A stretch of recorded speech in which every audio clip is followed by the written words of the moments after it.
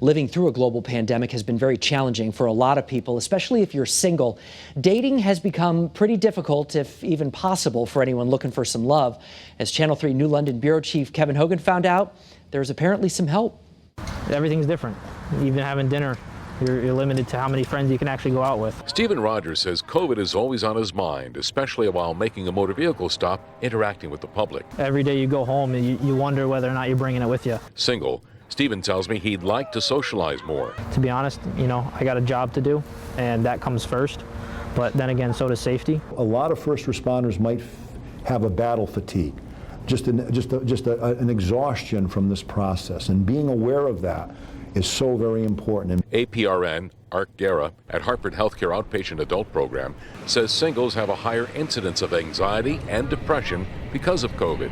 But he identifies 3 things singles, young divorced or widowed adults can do to counter COVID: diet, exercising, socializing. But not socializing in big groups like college students did recently in New Haven without wearing PPE, but socializing in small groups.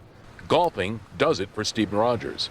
You're outside, you're pretty far from everyone else. I mean, you got a couple guys that you might be playing with, or you do what you can.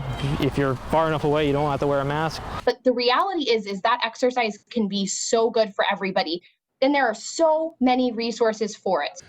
The CDC says it's important to be physically active as well as maintain social distancing. It helps lower your blood pressure and reduce your anxiety level. It makes you sleep better, as well as improve your mood and your energy level. Socially distant activity: go for a walk, bike ride, do household chores, vacuuming, or do leaves. It's a really real thing for young adults as they're struggling to stay connected. As for Stephen, it's the connection with family that matters most. What helps you get through this? Family, we have the ability to communicate using a cell phone or virtual reality. With the mobile newsroom in Groton, Kevin Hogan, Channel 3 Eyewitness News.